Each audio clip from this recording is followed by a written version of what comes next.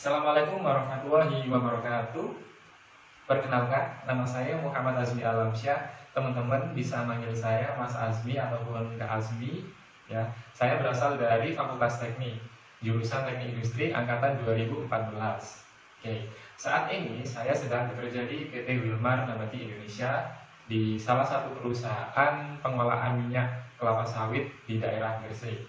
Oke, dan saya sangat bersyukur sekali setelah saya diterima di PT Wilmar Nabati Indonesia. Tak lama kemudian saya mendapatkan kabar bahwa saya diterima di salah satu kampus di Taiwan, ya, bernama Chungyuan Christian University, dan berkuliah di sana dengan menggunakan beasiswa. Selanjutnya saya mengucapkan selamat datang kepada para mahasiswa Fakultas Teknik 2020, karena pada saat ini, ya, yang kita ketahui sendiri adalah pada saat pandemi ini kesempatan kita untuk bertemu secara online tak membuat kita untuk turut semangat kita dalam belajar. Hidup mahasiswa, hidup mahasiswa, hidup mahasiswa. Sebelum saya bercerita mengenai pokok inti dari pertemuan kali ini, saya akan menceritakan lebih dahulu bagaimana sih kiat-kiat menjadi mahasiswa di Fakultas Teknik, terutama di Universitas Trunojoyo Madura. Pengalaman saya dulu ketika saya menjadi mahasiswa, saya berpikir apa sih yang harus saya lakukan untuk menjadi mahasiswa di Fakultas Teknik. Kiranya saya dulu itu belajar di Fakultas Teknik itu adalah hal yang mengerikan. Akan tetapi, semengerikan itukah belajar menjadi seorang mahasiswa Fakultas Teknik? Nyatanya, ya, ada yang beranggapan benar ataupun ada yang beranggapan tidak. Itu semua tergantung dari bagaimana persepsi kita ataupun bagaimana cara kita menempatkan diri kita dalam belajar, dalam kita mengarungi waktu kuliah itu bagaimana sih, apa-apa aja yang harus kita lakukan. Nah, ketika saya di Fakultas Teknik, terutama di perkuliahan saya dari mulai semester 1 sampai semester akhir itu saya banyak aktif di berbagai kegiatan organisasi maupun di kegiatan akademisi, seperti halnya saya mengikuti kegiatan IICOM, Engineering English Community, dan kegiatan himpunan mahasiswa, dan kegiatan menjadi salah satu asisten lab di jurusan saya. Oke. Berbicara mengenai merekatkan kekeluargaan mahasiswa Fakultas Teknik yang ber-APD, akademis, praktis, dan dinamis. Nah, berbicara mengenai mahasiswa nih, mahasiswa itu memiliki apa saja sih? Ya, tridharma perguruan tinggi, ya, sebagai agent of change yang pertama, sebagai agent of change, yaitu sebagai agen perubahan. Karena fondasi dari perubahan Indonesia ke depan itu akan dipimpin oleh generasi para pemuda saat ini, ya.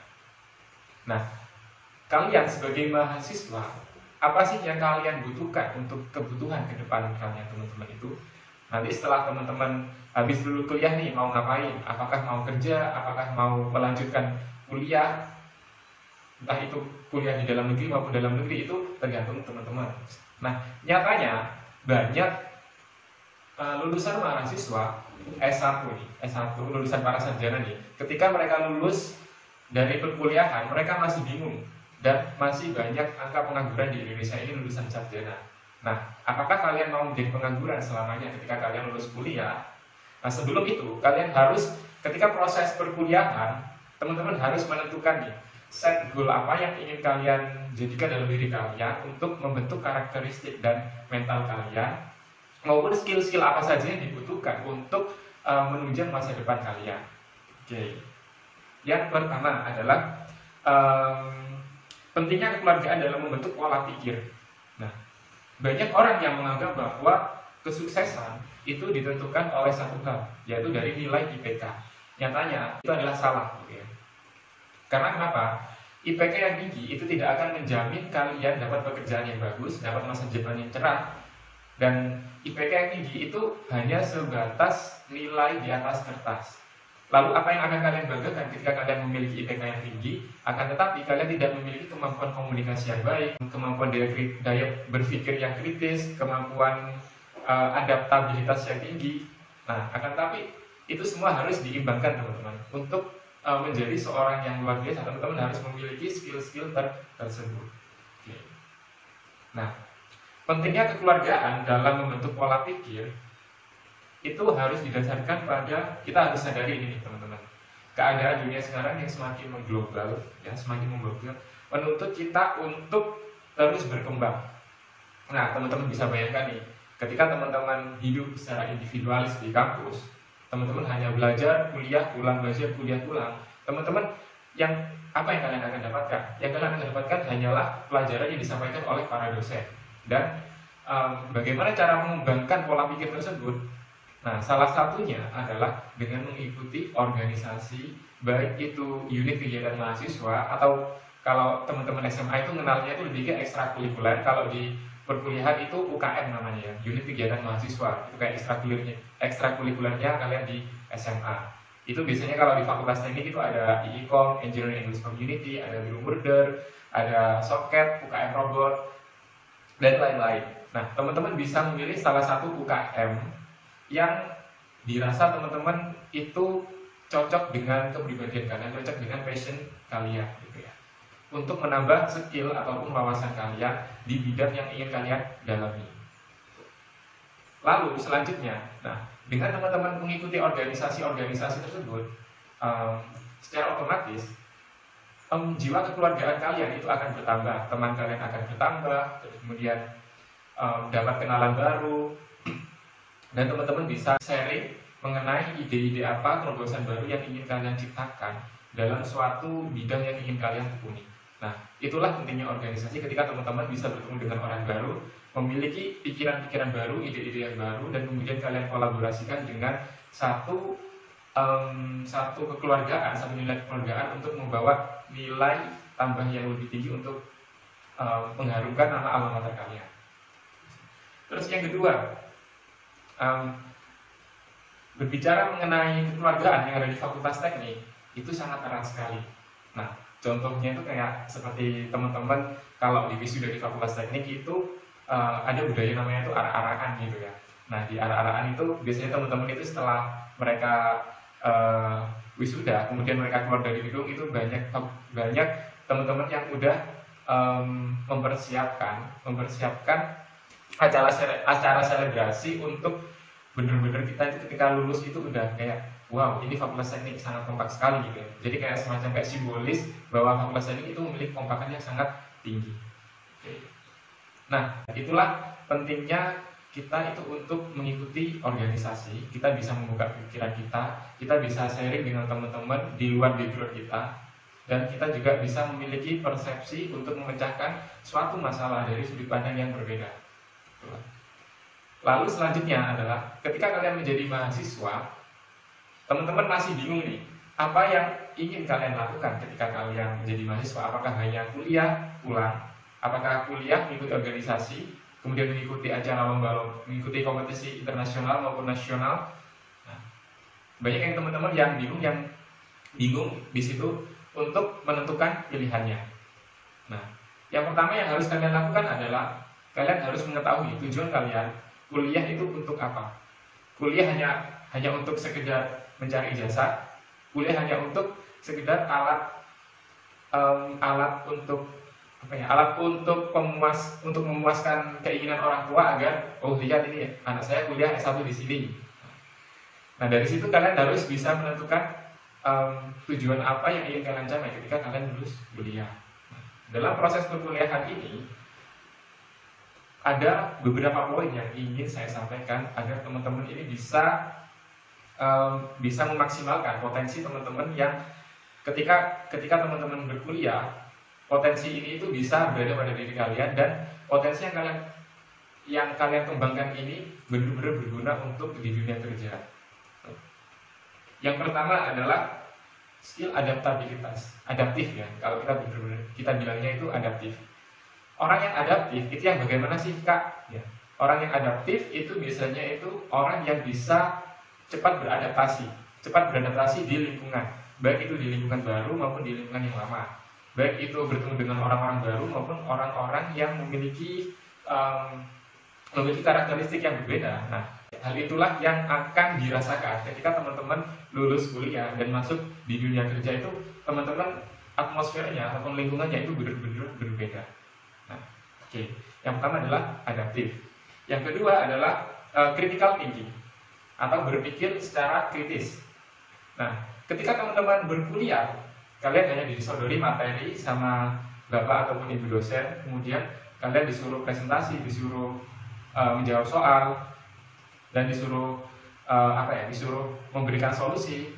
Nah, itu adalah salah satu pola ataupun pola membentuk critical thinking kita ataupun berpikir secara kritis. Nah, kemampuan ini sangat dibutuhkan ketika teman-teman berada di dunia kerja ataupun ketika teman-teman setelah lulus kuliah. Teman-teman harus ngapain sih? Teman-teman harus tanggap dengan berbagai keadaan yang ada. Nah, salah satu cara untuk mendapatkan critical thinking yang tinggi itu biasanya pengalaman saya itu saya dapatkan ketika saya mengikuti organisasi.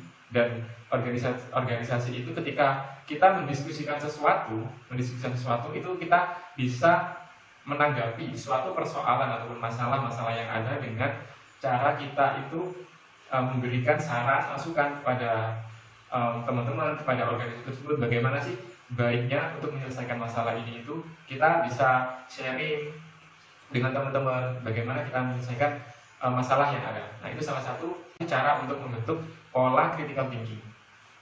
Terus yang ketiga adalah good communication, memiliki komunikasi yang baik. Nah, teman-teman bisa bayangkan ketika teman-teman mendapatkan panggilan wawancara, terus kemudian teman-teman nggak bisa menjual potensi diri yang teman-teman miliki. Nah, bagaimana tanggapan HRD tersebut? Nah, pasti tanggapannya adalah berpikiran kalian ini tidak layak untuk bekerja di perusahaan ini. Nah, salah satu untuk mengasah skill komunikasi yaitu dengan cara teman-teman yang pertama adalah ikut kompetisi baik itu nasional maupun internasional. Yang kedua adalah ikut organisasi baik di intra maupun di ekstra. Ya, terserah teman-teman. Teman-teman bisa menentukan apa yang ingin kalian lakukan untuk menambah skill komunikasi. Terus selanjutnya yang keempat adalah memiliki motivasi yang tinggi. Nah, banyak nih dari mahasiswa yang ketika berada pada pertengahan semester itu motivasinya itu udah mulai down. Nah, kenapa? Karena ya salah satunya itu tadi, mereka tidak memiliki kemampuan adaptabilitas yang tinggi. Mereka motivasinya rendah untuk kuliah. Nah, bagaimana sih cara teman-teman ini untuk menjaga motivasi belajar, motivasi semangat untuk kuliah, tidak hanya kuliah maupun tapi juga memelihara semangat teman-teman untuk terus berkembang, untuk terus memiliki produktivitas yang tinggi. Salah satunya adalah dengan cara kita itu bisa sharing kepada teman-teman permasalahan apa yang kita hadapi. Kemudian kita bisa sharing ke kakak kelas, kita bisa sharing ke dosen-dosen masalah yang kita hadapi itu apa. Terus kemudian kita juga bisa memilih lingkungan yang baik untuk terus mendukung dan memelihara motivasi kita. Nah, lalu kemudian bagaimana membentuk kekeluargaan di Fakultas Teknik? Yang pertama, ketika kita membentuk kekeluargaan di Fakultas Teknik, kita harus tahu dulu wadahnya itu apa. Wadah yang ingin kita bentuk ini karakteristiknya kayak gimana sih? Misalnya nih, saya ingin aktif di bidang akademik.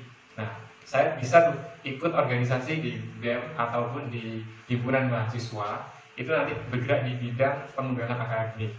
Nah, dari situ kita bisa berkontribusi baik itu ide maupun hal-hal yang sifatnya itu simpel yang bisa memberikan impact yang positif terhadap perubahan proses belajar mengajar yang ada di kuliah.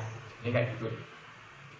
Lalu untuk membentuk kekeluargaan kita juga harus menanamkan sifat sadar, toleransi yang tinggi terhadap sesama teman. Jadi ya, dalam perkuliahan ini teman-teman akan menjumpai banyak sekali teman-teman dari berbagai daerah, dan pasti itu pun juga memiliki karakteristik maupun sifat dari individu yang berbeda-beda. Teman-teman harus menyadari hal itu dan bagaimana menempatkan diri teman-teman itu bisa memiliki nilai sosial yang tinggi, nilai kepedulian yang tinggi untuk membentuk kekeluargaan yang baik, terutama di Fakultas Teknik. Selanjutnya adalah, nah, Mahasiswa yang baik itu mahasiswa yang bagaimana sih?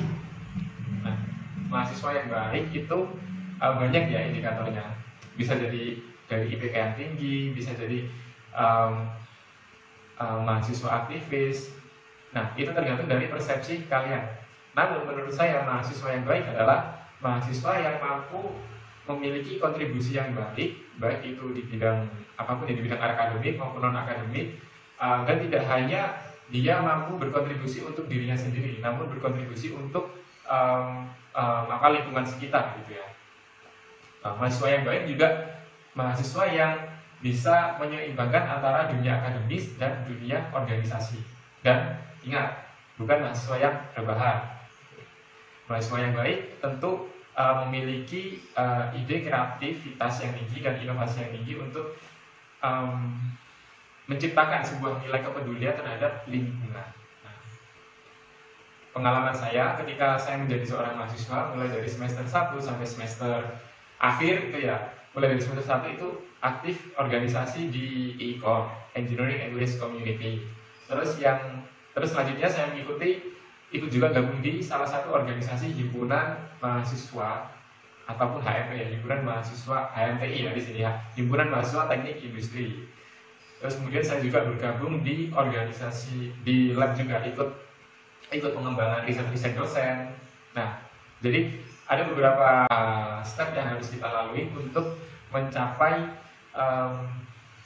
poin yang ingin kita raih untuk menjadi mahasiswa yang memiliki tingkat kepedulian tinggi terhadap lingkungan sekitar. Salah satunya dengan mengikuti organisasi, mengikuti kompetisi internasional maupun nasional, dan juga mengikuti riset-riset yang diselenggarakan oleh dosen. Jadi saya menyarankan kepada teman-teman untuk mahasiswa baru di Fakultas Teknik, ya, tentukan apa yang ingin kalian lakukan ke depan dan bentuk karakteristik kepada teman-teman bahwa mahasiswa adalah seorang agen of change, agen perubahan dari masyarakat Indonesia.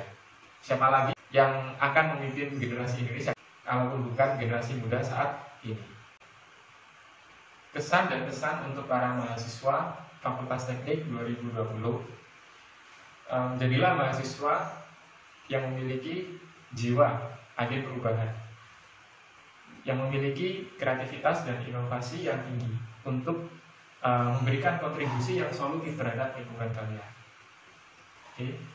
Saya Muhammad Azmi Alamsa mengucapkan terima kasih atas kesempatan yang diberikan kepada saya untuk bisa bertemu dengan teman-teman. Meskipun acara ini diselenggarakan secara online, akan tapi ini tidak menyurutkan semangat saya untuk berbagi kepada teman-teman mengenai pengalaman-pengalaman perkuliahan yang sudah saya lalui 4 tahun yang lalu.